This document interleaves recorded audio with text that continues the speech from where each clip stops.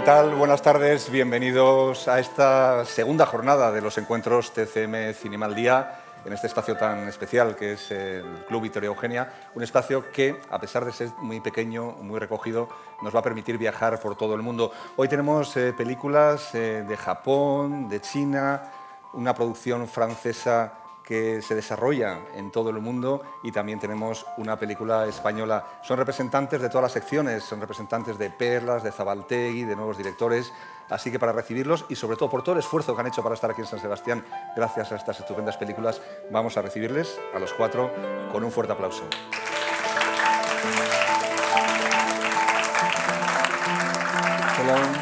Hola. ¿Qué tal? Bueno, pues la primera de nuestra película de hoy es una perla de otro festival. Ya sabéis que las perlas de otros festivales recogen películas que han triunfado en festivales internacionales previos al Festival de San Sebastián. El director que nos acompaña es el director chino, se llama Tiao Yinan. Ha sido una de las sorpresas, grandes sorpresas de esta temporada, porque ganó el Oso de Oro en el Festival de Berlín. Ella nos va a ayudar con la traducción, se llama Alicia, también muchas gracias y bienvenida, Alicia. Primera pregunta, Tiao, ¿cómo ha cambiado tu vida desde la sorpresa que supongo que fue el Oso de Oro en el Festival de Berlín?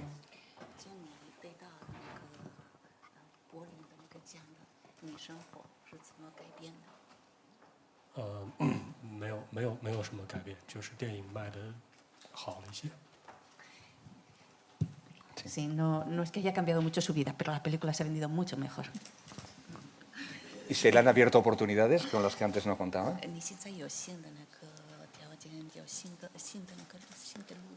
对，就是可能有一个改变，就是更容易找到投资吧。但是以前找投资很难，所以对剧本自己要求的很严格。现在找投资容易了，可能会对剧本放松，所以这也不一定是好事。 Dice que sí, desde luego lo que se nota es que va a poder conseguir mucha más financiación, probablemente muchos más productores van a poder ayudarle y en ese sentido es también un riesgo. Él va a poder hacer más películas, pero también tiene que calibrar los riesgos. ¿Riesgos de qué tipo? 有什么危险呢？为什么有什么不好的？如果很容易找到投资的话，他们会催你赶紧拍，赶紧拍，那剧本差不多就可以拍了。 Dice que el problema es que si le dan más dinero, a lo mejor le van a exigir, venga, escribe y vamos a rodarla de cualquier manera. Claro que sí. Black Coal es una película, una historia, un thriller ambientado en China, puro cine negro. Creo que la historia es una historia de ficción, pero le he oído comentar en algún sitio que es una historia que podría haber pasado o podría pasar en la China actual ahora mismo, ¿no?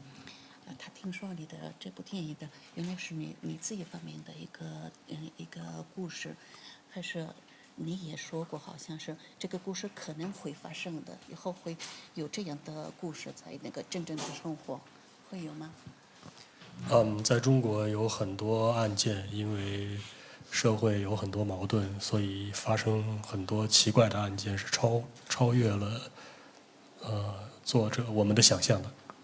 Dice que en China ahora hay muchos problemas sociales y entonces pueden suceder muchísimos sucesos como este, muchos sucesos extraños pueden producirse y es probable que pudieran producirse. 所以这些真实的事件会刺激你去幻想一个故事。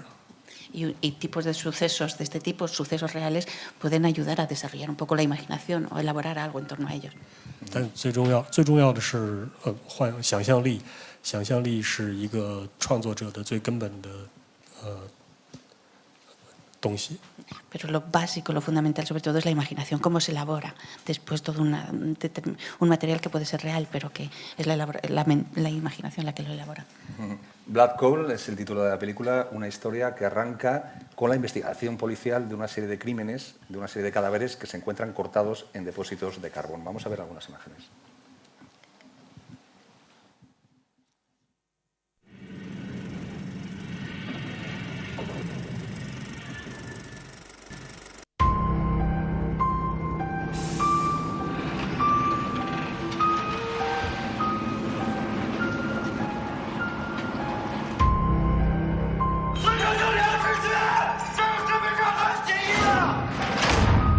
过这么抛尸，向田里散花，扔得全省哪哪都是。那现场呢？俩被害人被害的手都穿着冰刀呢。就是他，这就是梁志军的媳妇儿。3个人的。Puro cine negro, yo no sé si le ha influido mucho el cine americano y los clásicos del cine americano.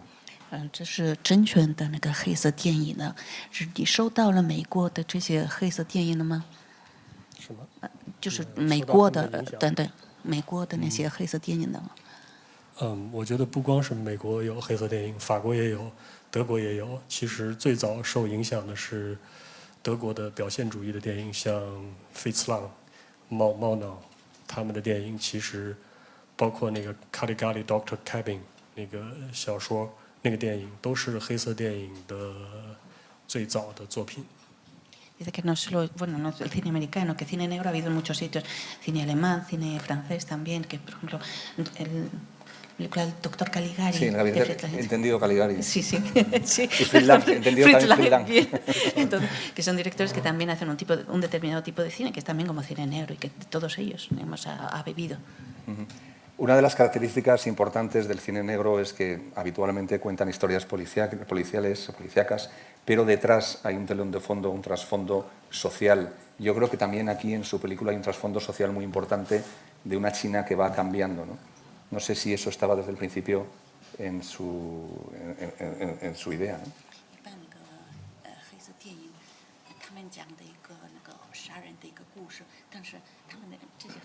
黑色电影后面还有一些那个社会的问题，他觉得在你的电影也有这样的，就是在后面那个背景的都是社会的问题，是这样吗？你是从开始就是？对，是这样。对，之所以说学习黑色电影，是因为不同的国家可能都经历过社会的对信仰的危机，中国目前也在经历这样的情况。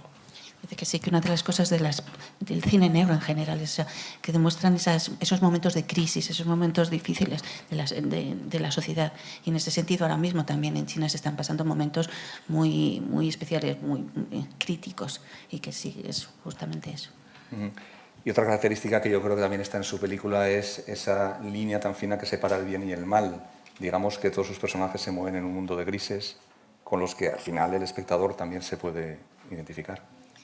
还有另外一个黑色电影的特色，就是那个分不清就哪一个是好，哪一个是坏的，好像你的电影也有这样的这个特色。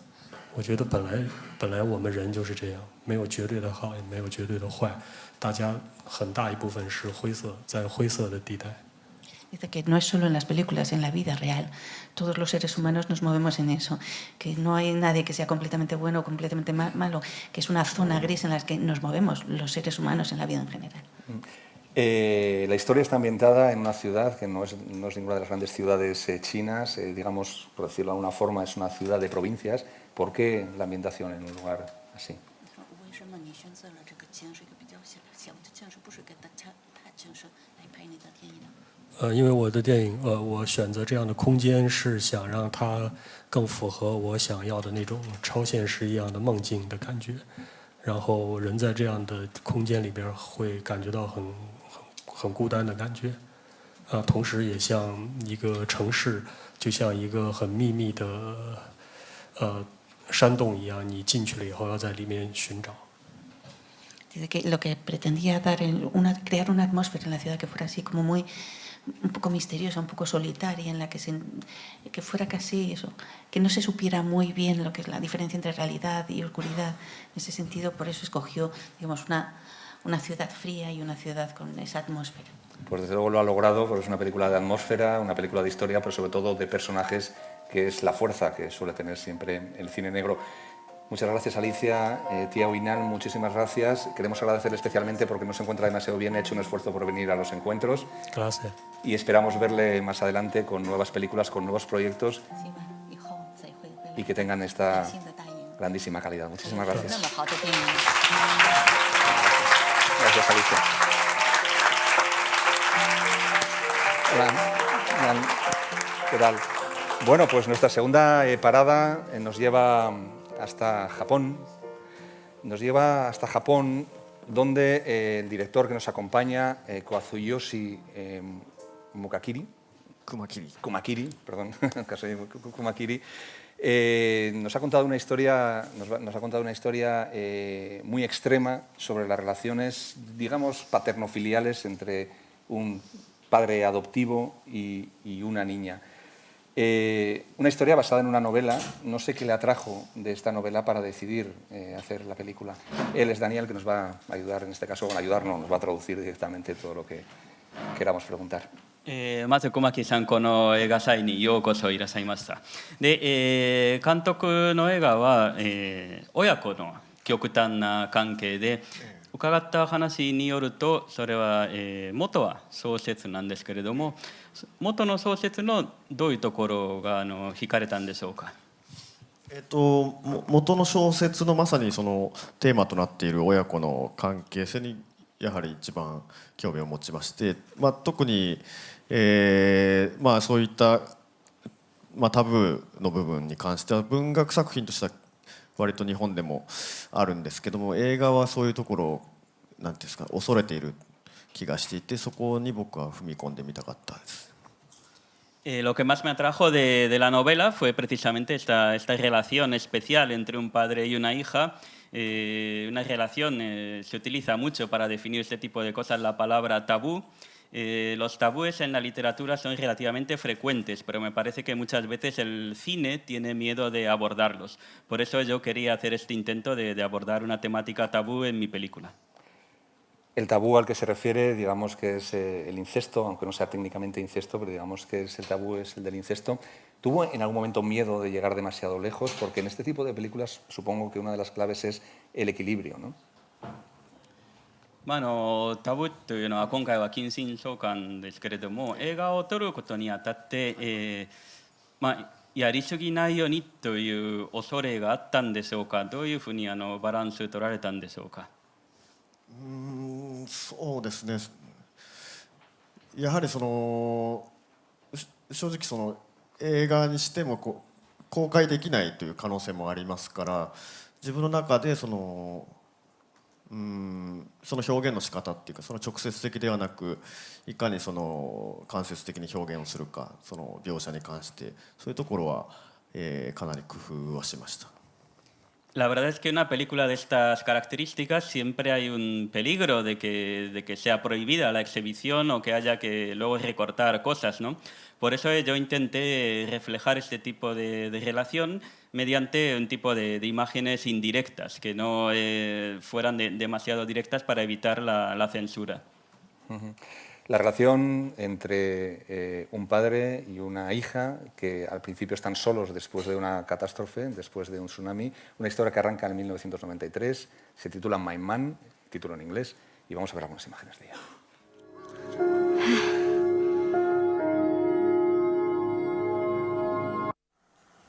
全部私のもんだ。俺も家族が欲しいんですよ。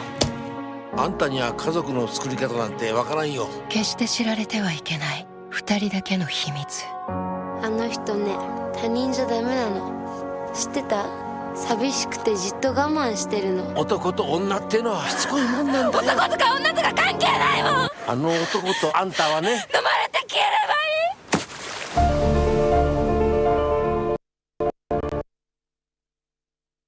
Drásticamente aquí, pero es una relación muy obsesiva entre estos dos personajes. Veíamos en las imágenes que el paisaje tiene muchísima importancia. Creo que está rodada en Hokkaido, no sé si lo digo bien. ¿Por qué la elección de este lugar y cuál es el valor añadido que da el paisaje a esta película? この映画には景色もすごい重要されてると思うんですけれども、昨日聞いた話で北海道ロケということで、監督の中でどうしてこの話には景色重要なのかということなんでしょうか。景色というか、一番はその2人の関係がやっぱりその北海道という北の果ての港町っていうんですかね、あそこのロケーションはとても関係性をに説得力を持たせる気がしたんですね。ある種そのリアリズム、リアリズムではあるんだけど、どこか夢のというか、なんていうんですかね、ちょっと現実離れした風景にも見えるという、そういうところが狙いです。Creo que un paisaje tan extremo como es el de Hokkaido en la película de ayer le da un poco de realismo a la relación entre los dos protagonistas, pero a la vez es un paisaje muy, muy extraño, muy poco habitual. Con lo cual creo que de alguna manera es a la vez como un mundo de fantasía o un mundo alejado de la realidad cotidiana. Un paisaje de invierno, un paisaje helado con placas de hielo que se van desprendiendo y que es un lugar realmente peligroso. ¿Cómo fue el rodaje en esa zona? Porque me imagino que tuvo que ser realmente complicado, ¿no? 映画を見ると、流氷っていうのはものすごい印象に残ってて、でも実際にその流氷の上に撮影されて、もう客観的に見てもこれは非常に危ない撮影じゃないかと思うんですが、そういうところをどういう苦労をされたんでしょうか。そうですね、もうまず流氷っていうのがこう年々減っていて、あれはロシアの方から流れてくるんですけども、年々減っていて、まず来るか来ないかっていうところでかなり冒険ではあったんですが、これは運よく流氷が来まして、実際それで撮影するとなっても我々スタッフもみんなドライスーツっていうウェットスーツというかドライスーツを着てやっていたもので、こう機動力が全然なくて、ワンカット取ってはセッティングしてみたいな、かなり時間がかかりました。En primer lugar, estos son placas de hielo que llegan desde Rusia, desde Siberia, y cada vez hay menor cantidad, por lo que a la hora de ir a rodar allí siempre tienes el peligro de que no haya suficientes cuando tú quieres hacer un plano. Por otra parte, se trata de un lugar peligroso, con lo cual la mayoría del equipo íbamos con un traje similar al de los buzos. Es un traje que te permite moverte muy poco, los movimientos son muy lentos, con lo cual para hacer un solo plano la verdad es que era un gran esfuerzo. Cine transgresor, obsesión, sexo. Al hablar de todo esto en cine japonés nos viene a la cabeza pues nombres como Nagisa Oshima. Yo no sé si todo este cine japonés transgresor le ha influido de alguna manera. こういうご法度を破ってそういう生と地と死とかというのを出すのはよく大島渚を思い出すんですけれども、そういうのは影響があったんでしょうか、監督の映画には。もちろん僕は学生時代大島監督の映画であったり若松浩二監督の映画をかなり大好きで見てましたし、その直接的にっていうのはないんですが、やっぱり今回藤達也さん、愛のコリーダーの主演の藤達也さんに出ていただいたっていうのは、その大島監督に対するオマージュの気持ちはありました。Por supuesto que yo en mis tiempos de estudiante veía muchas películas de Nagisa Oshima o de Koji Wakamatsu. Son cineastas cuya rebeldía me ha interesado siempre mucho. No hay una influencia directa de ellos, creo, en mi película, pero puede que sí sea inconsciente. Lo que sí he hecho de manera consciente es que uno de los actores de mi película es Tatsuya Fuji, que era el protagonista del Imperio de los Sentidos de Nagisa Oshima. Con eso he querido hacerle un pequeño homenaje al director. Pues muchísimas gracias por esta película y muchísimas gracias por este rato de charla y por traer filmes tan atrevidos al extremo, porque sí, yo creo que hay que transgredir y el cine siempre tiene que ir un poquito más allá. Muchísimas gracias por todo. Perdón, el micrófono me lo llevo. Arigato. Bueno, pues llegamos aquí a ver ahora un documental, un estupendo documental que se titula La sal de la tierra, sería el título en español. Él es Juliano Ribeiro Salgado, que es uno de los dos directores de esta película, y él es David Rossier, que es el productor y también guionista de la película. No sé si entiende bien español en petit peu. Un base de bouillie. Bueno, Juliano Ribeiro Salgado es hijo del fotógrafo Sebastião Salgado. El documental que ha hecho junto con el director alemán Wim Wenders es un documental sobre la figura de su padre, sobre la figura y sobre la obra artística de su padre. Yo viendo la película he descubierto, conocíamos las estupendas fotografías de tu padre, pero he descubierto un ser humano que yo desconocía. Yo no sé si en este viaje para hacer esta película, este documental, a ti como hijo te ha pasado algo parecido. No sé si has descubierto algo nuevo en tu padre a través de este proceso, que al final es un proceso de años, ¿no? de hacer esta película. El proceso de hacer esta película es un proceso de 5 años, pero es un proceso de una vida. Realmente el material esencial de la película son cosas que Sebastián me ha transmitido desde siempre. Sebastián es uno de las grandes testimonias de nuestros tiempos, de los últimos 40 años, y siempre que vuelve de viaje, no conocemos la fotografía, es un estupendo fotógrafo, pero tiene mucho más para transmitir que las fotografías, que son los relatos de viajes, las experiencias, las personas que ha encontrado, las historias que ha vivido, que son todas estupendas y son únicas, ¿no? Son experiencias que a nadie más los tienen. Y con Wim Wenders y con David Rosier acreditábamos que era muy importante tener la oportunidad de poder transmitir para una audiencia mayor que los amigos, la familia, un poco de estas experiencias de la humanidad. Creo que un momento muy importante en vuestra relación, supongo que paterno-filial y también profesional, fue el momento en el que él empezó a incorporarte a sus viajes y tú filmabas sus viajes, ¿no? Tú ya eres un profesional dedicado al mundo audiovisual y llegado un momento él te incorpora a su equipo y tú vas filmando su forma de trabajar. Se pasó una cosa muy fuerte.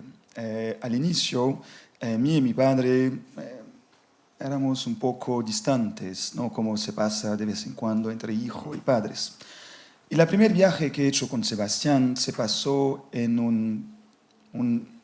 con unos indios brasileños que viven isolados y de la forma que viven a más de 15.000 años, ¿no? Preservados totalmente. Acompañé a Sebastián con un poco de miedo de estar entre 4 paredes, pero se pasó muy bien, lo filmé y a un momento, cuando volvimos a París, a donde vivimos, edité estas imágenes y las mostré a Sebastián. Y a este momento fue muy fuerte porque Sebastián se veía dentro de mi olhar, de mi mirada, y se emocionó mucho.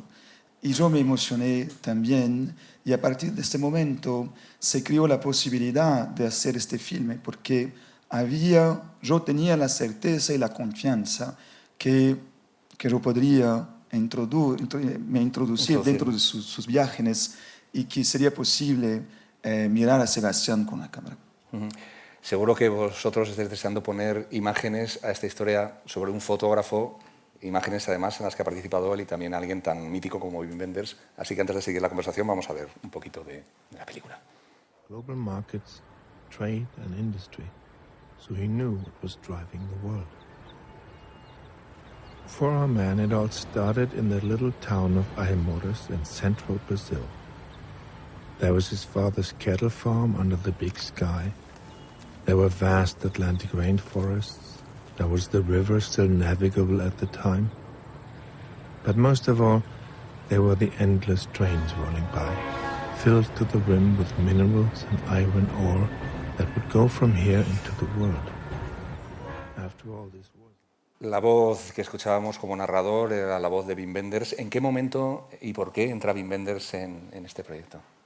Esta historia, la decisión de hacer este filme, es una decisión que ha venido con el tiempo. Hace 5 años, algunos días antes que hemos hecho nuestro primer viaje juntos, Wim apareció en nuestra casa. O sea, un momento aparece Wim allí, abre la puerta. No, pero Wim, sí, era casi, parte de la exactamente. No, o sea, ¿lo conocías de antes? No, no lo conocíamos. Wim conocía las fotografías de Sebastián, le gustaba mucho, y a un momento un amigo en común le ha traído para casa. Y Wim tenía esta idea de hacer un filme sobre Sebastián, pero no sabía cuál, no sabía cómo ni cuándo. Y después de este viaje en el Zoé, que se creó la posibilidad de hacer un filme, yo tenía esta intuición muy fuerte que el corazón del filme habría de ser las memorias de Sebastián, la experiencia única de Sebastián y de esta humanidad en crisis que había recordado desde hace 40 años que estaba viajando y experimentando cosas únicas. Y estos relatos junto a las fotografías era un material que intuitivamente yo sentía que era poderosísimo, ¿no? Y cuando contacté a Wim de nuevo para charlar, discutir.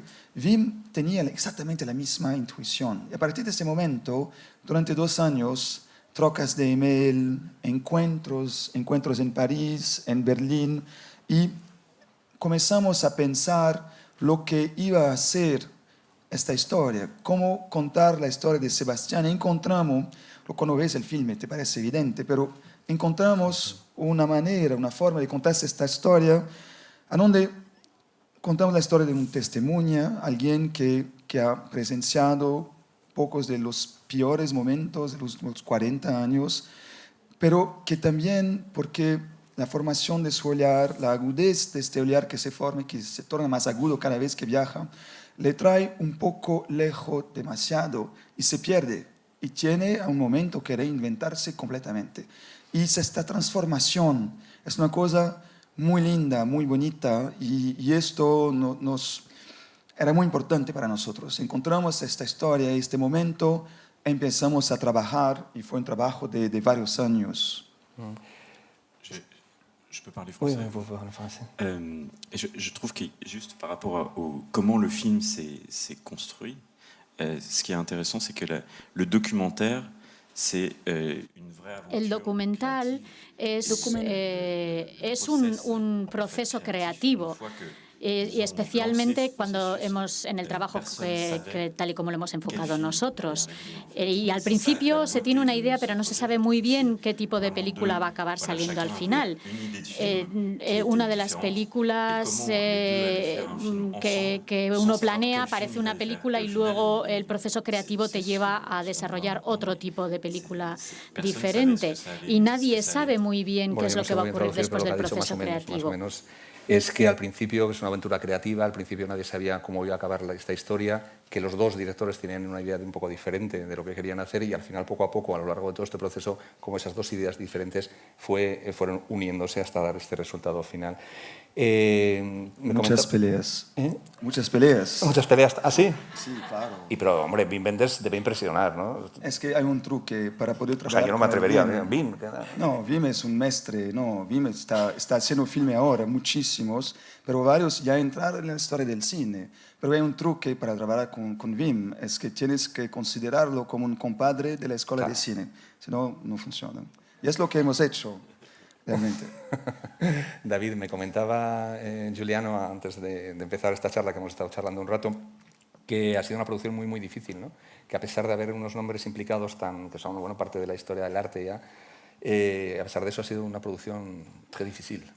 Je crois qu'en parlant avec les collègues producteurs qui sont ici, je me rends compte que toutes les productions sont beaucoup de productions sont difficiles. Dice que todas las producciones son difíciles, así que no. Mais c'était un projet en fait qui était très difficile à monter parce que les gens avaient peur, tout simplement. C'est un film qui faisait peur parce qu'il y avait la co-réalisation. Et les gens se disaient mais qu'est-ce que ça va être le film? Et en fait il y avait que nous qui disions bah ça va être quelque chose mais on sait pas exactement quoi. Et ça c'est aujourd'hui ça fait peur aux gens ça en fait un processus créatif vraiment ça. Donc il fallait faire ça et en plus on a tourné très vite. Dès que les agendas de Wim, Sébastien, Giuliano pouvaient s'accorder, on a tout de suite commencé à faire le film. Ce qui par rapport à une production de cinéma c'est un gros problème parce qu'on ne peut plus aller chercher les financements en pré-production. Donc c'était de plus. Dice que la mayor dificultad fue que daba mucho miedo porque había dos realizadores y la gente no sabía en qué iba a acabar todo este proceso y claro, a la gente que financia las películas no saber muy bien lo que va a ocurrir, a la gente que pone dinero, bueno, esto es aportación mía ya, a la gente que pone dinero le da bastante, bueno, pues que no se atreven a financiar este tipo de películas. La edición, hablábamos también antes de la edición, creo que ha sido una edición de más de un año para poder... Sí, absolutamente. Lo que se pasó es que durante la concepción habíamos una idea más o menos de cómo íbamos a contar la historia de Sebastián, de los momentos importantes de su transformación, pero como David lo dice, no sabíamos exactamente cómo íbamos a contarlo. Y empezamos editando con Wim, pero cada uno a su vez, y yo editaba algunos meses, Wim venía, pensaba que estaba todo muy malo, y ahí de nuevo Wim editaba y yo venía más educadamente, Wim tal vez, no. Y por ahí fuimos y a un momento realizamos que no había un filme que salía con éxito y tuvimos que sentarnos juntos en la sala de edición y ahí fue muy rápido, fue increíble. En 2 meses el filme estaba editado, pero había de ser realmente una obra colectiva. O sea que no vais a trabajar juntos otra vez. ¿Por qué no? Bueno, y Sebastián, ¿qué ha dicho de todo el resultado? Oye, Sebastián se quedó fuera del hacer del filme, era muy importante. Uno, porque nunca se debe incluir a alguien que está siendo filmado dentro de la edición, hay muchos problemas de imagen propias. Y también porque es mi padre. Y no, cómo decir no a tu padre a ciertos momentos es complicado. Al finalcito de la edición hemos mandado el film a Sebastián y Lelia, porque Lelia y Sebastián, mis padres, viven juntos desde siempre. Y trabajan juntos. Y trabajan juntos, deciden de todos juntos. Lelia es una parte integrante de la creatividad y de todo el proceso creativo de Sebastián. Y Sebastián Salgado son en realidad 2 personas, Lelia y Sebastián. Y mandamos el filme para los 2, pero faltaba 1 semana de edición. Estábamos con mucho miedo de una reacción muy negativa. ¿Qué vamos a hacer? Porque ya acabamos. Y gracias a Dios le gustaron mucho. Pero Sebastián tiene mucho pudor y se queda lejos del proceso y no quiere interferir y acredita que no es él, que es otro mayor que él, pero es él. O sea que es coqueto, ¿no? Sí. Bueno, pues muchísimas gracias. La película está aquí en el festival, también tiene distribución en España, se va a estrenar dentro de poco también en pantallas. 31 de octubre. El 31 de octubre, así que tenéis oportunidades, de verdad, muy recomendable. Si os gusta Sebastián Salgado, es absolutamente imprescindible. Muchísimas gracias a los 2, muchísimas gracias por ese trabajo. Muchísimas gracias. Y luego tomamos algo y seguimos charlando un rato, ¿vale? Gracias. Merci beaucoup. Bueno, ¿qué tal? ¿Cómo estáis? Bueno, ¿qué tal? Bueno, pues nuestra última película de hoy es Los tontos y los estúpidos. Está en nuevos directores. Nos acompañan Roberto Castón y Aitor Beltrán. Roberto es el director de la película y Aitor uno de los actores. Los tontos y los estúpidos. Ya por de pronto el título llama la atención, Roberto. ¿Por qué este título? ¿Qué significado tiene? Bueno, este título... Yo soy fácil con los títulos, es decir, cuando tengo que ponerle título a una película, pues como Ander, pues es fácil, ¿no? El protagonista absoluto es Ander y contamos la historia de Ander, pues la película se llama Ander. Que aquí contamos la historia de unas personas, un grupo de personas que se enfrentan a la vida o que buscan la felicidad de formas diferentes, pues digámoslo ya desde el título. Entonces el título ya dice o quiere decir... O sea, tú divides a la gente entre tontos y estúpidos. No, yo creo que todos somos tontos y estúpidos en algún momento de nuestras vidas. Seguro. En cualquier... da igual la cultura que tengamos, es decir, Occidente, Oriente, Sudáfrica, da igual.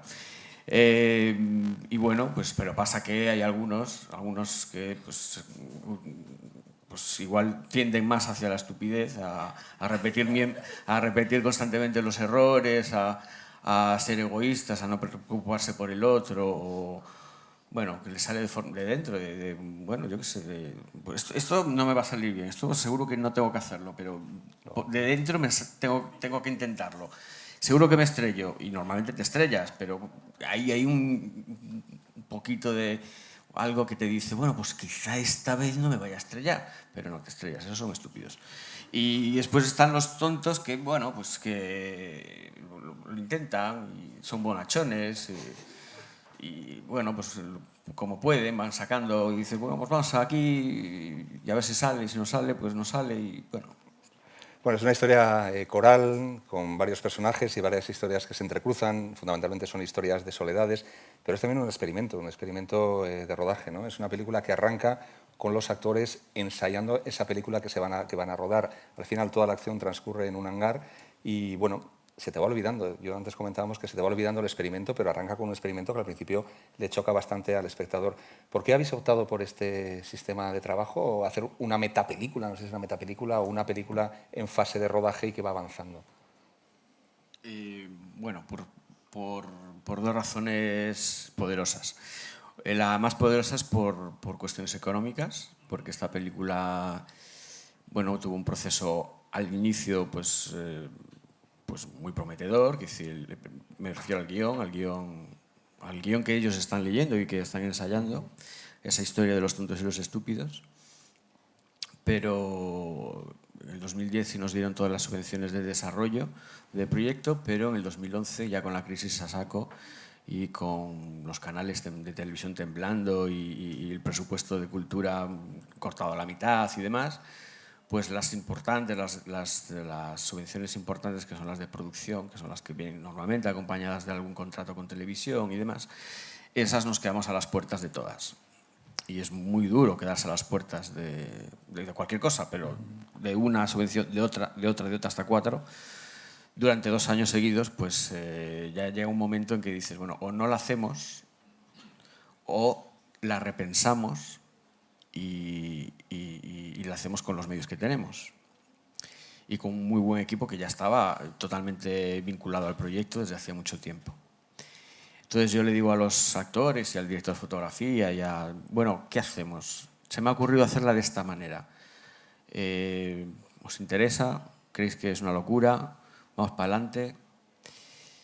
Y bueno, la hemos hecho de esa manera que yo creo que también tiene su coherencia formal. Es decir, al fin y al cabo estamos hablando de deconstrucciones, ¿no? Deconstruimos la familia, nos cuestionamos cosas como el género, qué es ser hombre, qué es ser mujer, qué es ser, o la identidad sexual, o qué es ser gay, qué es ser heterosexual, qué es ser padre, qué es ser madre, qué es ser hijo.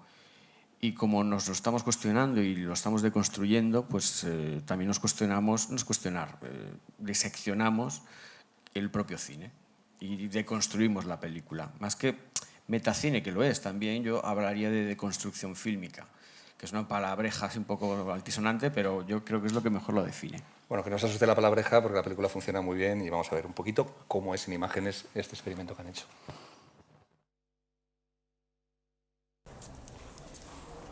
Los tontos y los estúpidos. Miguel. Miguel hace un trío con 2 hombres mayores que él, aunque de buen aspecto. Usan popper, cocaína, Viagra. Sentitzen dut. Ez dugu eseriterik. Deja de ligar con el muchacho y cóbrame ya, que tengo la olla al fuego. Bueno. Adiós. Adiós. Pásalo bien. Te han salido unas hijas muy tontas, mamá. Es verdad. Usted tiene una carencia sexual importante. Bueno, Aitor, te veíamos ahí. No sé si para los actores este sistema de trabajo, este experimento, es bueno o malo o os da exactamente igual. No nos da exactamente igual, claro. Por una parte es una manera de trabajar que normalmente no trabajas así. Pero por otra parte, antes alguien me ha hecho la misma pregunta, te enfrentas a los mismos problemas que cuando trabajas ficción. A fin de cuentas sigues teniendo una escena, luego otra escena, luego otra que se te complica, que te preocupa. Entonces, bueno, por una parte integras al trabajo tu propia actividad como actor, pero el hueso del melocotón sigue siendo el mismo, que es el alma del personaje y bueno, el crear un personaje. Roberto, yo creo que al principio de la película el espectador puede quedarse un poco chocado, asombrado por este sistema de trabajo, por esta forma de contar esta historia, pero conforme va avanzando la historia y van avanzando las historias y te van atrapando estos personajes que son estupendos, al final te vas despreocupando de la forma con que está hecho, incluso te vas olvidando. Yo creo que ahí también tú has sido muy listo y como que has establecido varios niveles entre la realidad y la ficción, ¿no? Bueno, no sé si soy listo o no, pero la idea era que evidentemente la película enganchase, que planteadas las nuevas reglas del juego de ver una película, pues que se olvidasen, ¿no? Que llega un momento en la película que te olvides de esas reglas, que ya las has asumido y la veas como una película normal. Y que realmente, aunque no parezca ahí, que realmente veas el supermercado y veas bueno, pues el hospital y todo lo que no se ve.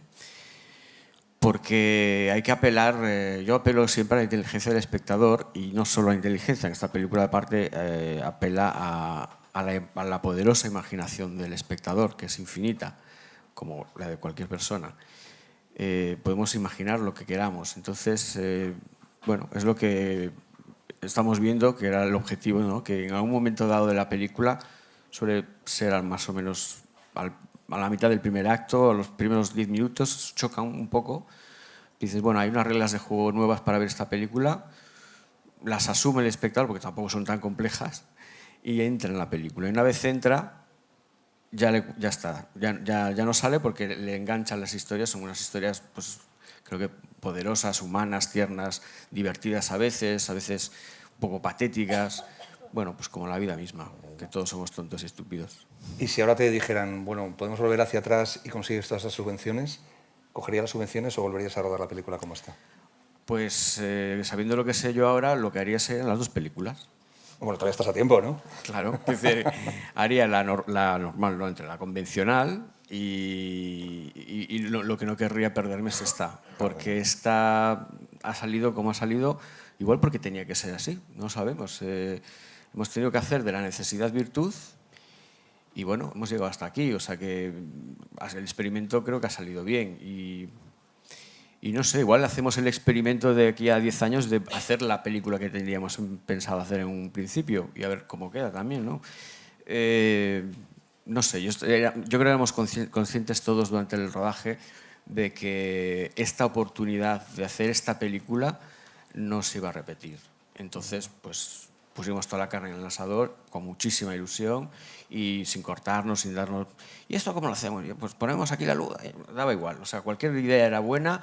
Bueno, cualquier idea era buena, pasaba por el filtro de la coherencia total de la película, ¿no? Pero una de las últimas cosas que se me ocurrieron fue la presencia de André. Sí, que hay un francés que no aparece en toda la película. Se le ve una sombra por ahí, ¿no? No, aparecer está siempre. Bueno, aparece aquí. Pero sí, bueno, pues está su voz, a veces está en sus manos, a veces... Y eso fue, pues bueno, pues una de las locuras últimas que se me ocurrieron de, bueno, pues vayamos un paso más, ¿no? O sea, vayamos un paso más a exigirles, quizá al espectador, que ese objeto oscuro del deseo, pues se lo imaginen ellos, porque seguro que ellos, el espectador, ha tenido en algún momento un objeto oscuro del deseo. Oscuro, claro, un objeto de deseo que, bueno, y creo que funciona mucho mejor así, ¿no? Creo que esa presencia, ausencia de ese personaje le da a esa familia, además,